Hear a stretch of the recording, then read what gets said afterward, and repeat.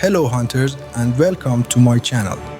In this video, I'm going to show you several dual blades builds for every monster in the game, along with their strengths and weaknesses.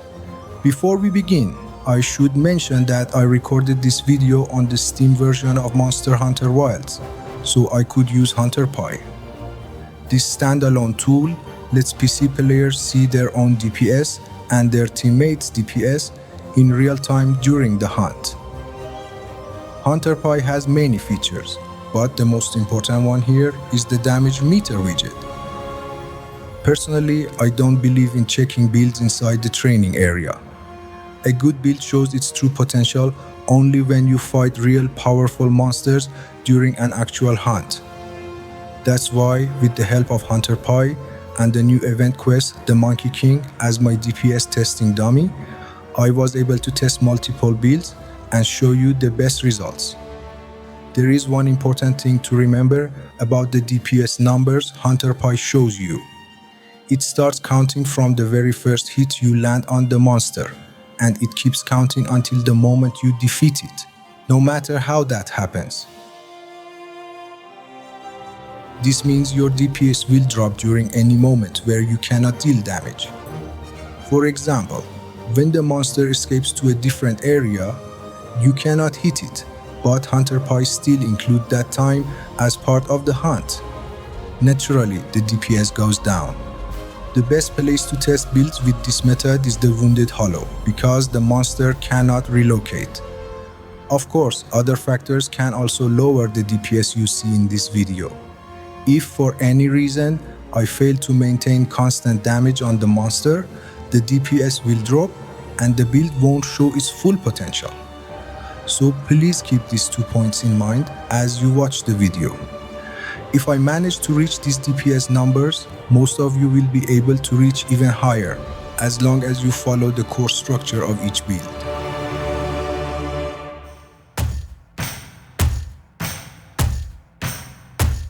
The first build we are looking at today is a specialized water element dual blades setup.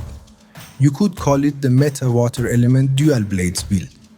For this build, you don't really need any RNG items, except for a good talisman. The core of the entire build is simple. You use the Mizutsune dual blades and you focus on activating their special skill, Slicked Blade. This skill activates when your hunter gets wet. What? Oh God! Or even better, when you're afflicted by Bubble Blight. At level 3, Slicked Blade gives you 21% affinity. Combined with the weapon's default 15% affinity, you can maintain a constant 36% affinity as long as you keep your combos clean and your movement tight. Now the important part, how do we reliably trigger Bubble Blight? By using 2 pieces of the Mizutsune armor set and activating Bubbly Dance level 1. The key feature of this skill is simple. After a few successful evasions, it applies minor Bubble Blight to your hunter. And that's exactly what activates the Mizutsune weapon's special skill, Slicked Blade. On top of that, the weapon already has strong raw damage and high water element. And because dual blades have some of the fastest and easiest evasions in the game, this whole setup lets you turn that movement into extra damage. Using 2 pieces of the Regio's armor set gives you Razor's Edge level 1, which increases the duration of Adrenaline Rush. Adrenaline Rush itself is a reward for a successful evade and gives you a solid attack boost. These skills form the core of this specialized water dual blades build, and together they give you everything you need to turn this weapon into a very strong water element setup, as long as you can chain consistent successful evasions. As you can see, with the armor pieces and decorations used in this build, I was able to reach level 5 burst and level 5 adrenaline rush. The talisman is the only RNG item in the build. The most important part is attack boost. A golden age charm with attack boost level 2 and a level 1 weapon slot is more than enough to complete the build. I'll show you all the decorations used here. And if you want to see how this build performs in an actual hunt, you can watch the full fight against the Monkey King, a rank 100 monster, right after the build breakdown. But to satisfy your curiosity, I'll show you the end of that fight right now, along with the result from the Arch-tempered new Udra hunt, so you can see the final DPS numbers HunterPie recorded for this build.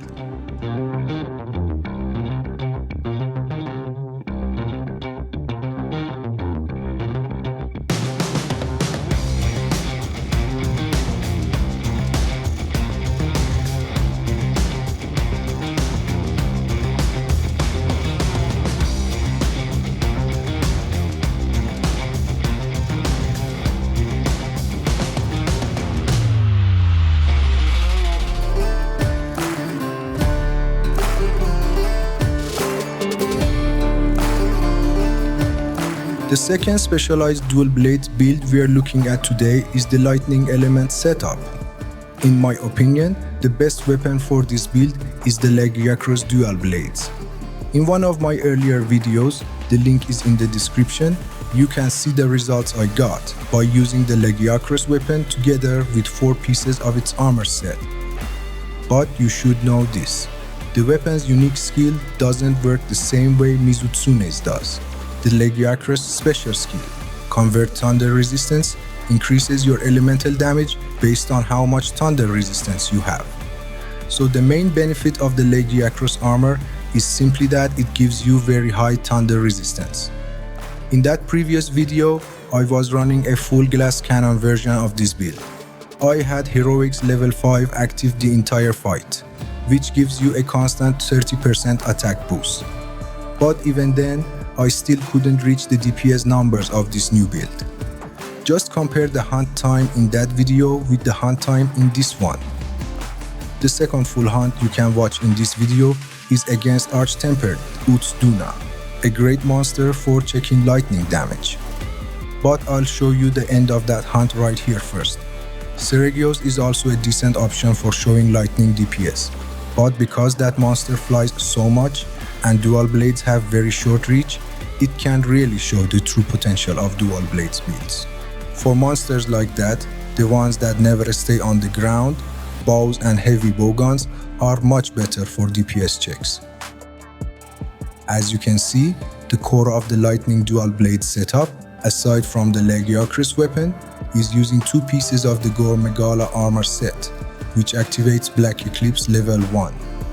This skill infects you with Frenzy whenever you face a large monster. The only way to cure Frenzy is to deal a certain amount of damage to the monster. And once you cure it, if you're running Coalescence and Antivirus on your build, your elemental damage shoots up, and you also get 10% extra affinity. And let me say this right now, this mechanic is one of the best ways to evaluate your DPS. The more times you cure Frenzy and get reinfected during the fight, the more damage you're dealing. Which means you're either playing very well, running a strong build, or both. And of course, you're also getting the full benefits of both skills every time it happens. From all the tests I've done, if a monster has a strong weakness to a specific element, using 2 pieces of Gore Megala together with Coalescence and Antivirus gives higher elemental DPS than anything else, as long as the monster actually has a real elemental weakness. For boosting the Legiacros weapon, which needs high thunder resistance, and for getting all the important dual blades skills, I use these armor pieces and decorations. They let me reach Burst level 5 and Weakness Exploit level 4. A Golden Age charm with attack boost level 3 completes the full potential of the build. And the reason I always recommend the Golden Age charm is that it gives you 1 free level 1 weapon skill slot. I suggest using that slot for 1 level of critical boost. From all the testing I've done, critical boost barely shows any improvement beyond level 1. The difference between 28% and 40% is honestly not that big. Finding a strong fire build for dual blades was a lot harder than I expected. To be sure about my results, I went straight to one of the toughest monsters in the game, Gore Megala at Hunter rank 100. I tested multiple builds against it, but none of them felt good. You can actually see the results of those fights in this video. And honestly, every single build failed to deliver the DPS I needed.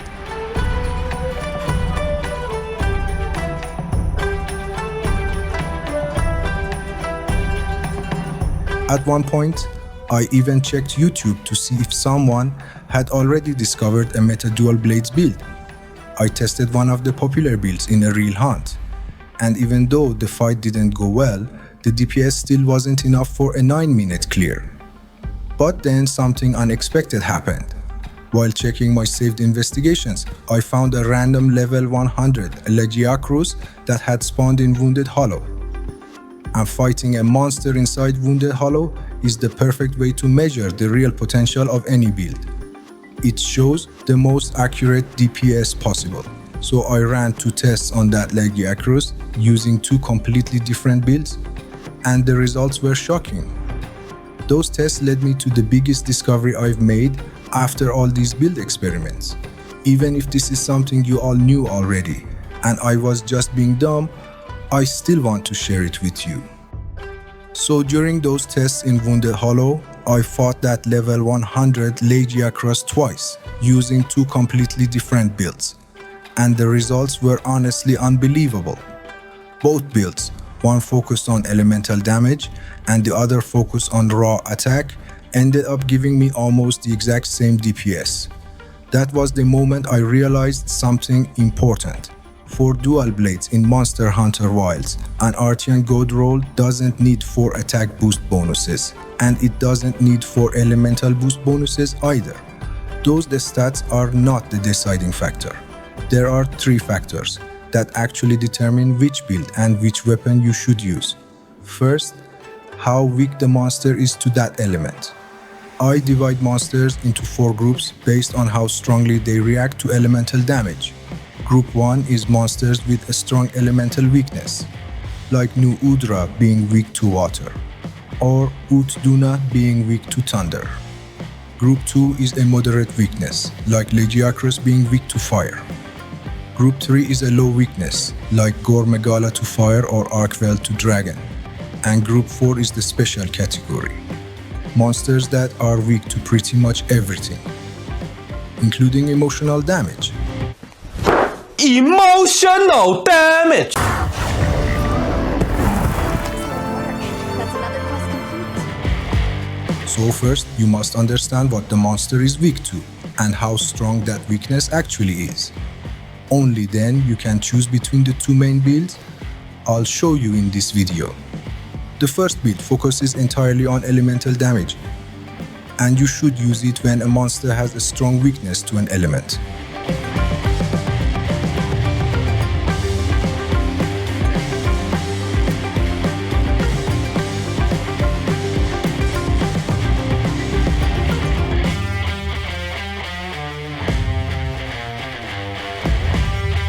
The second build focuses on raw attack, and that's the one you pick when the monster's elemental weakness is low.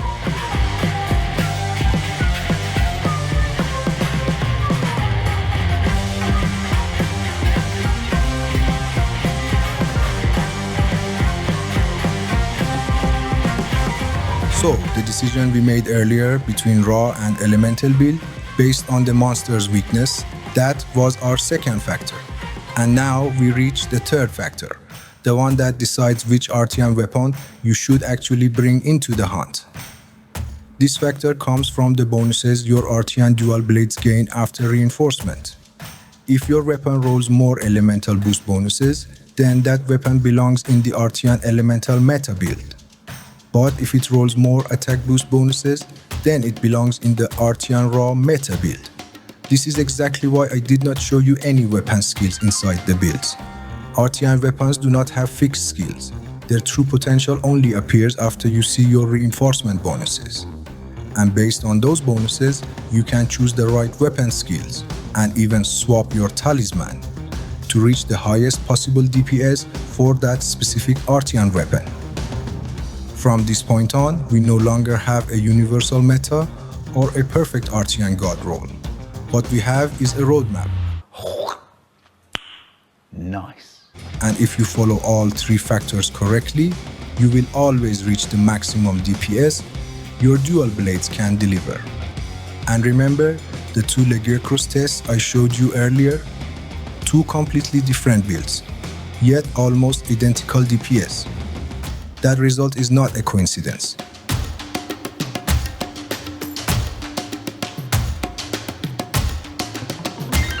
Monster Hunter Wilds is balanced in a way that rare RNG Artian rolls do not decide your true damage.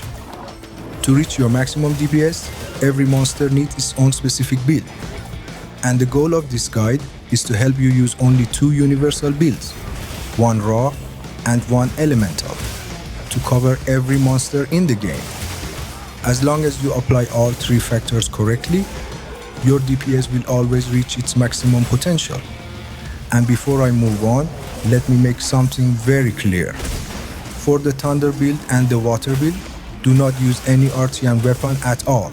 The two builds I showed you at the beginning of this video give you the highest possible DPS only if the monster has a very strong weakness to that element.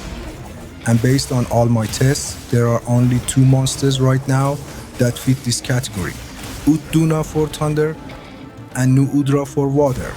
For every other monster, just use an Artian weapon with the right element for that weakness and follow the three factors I explained.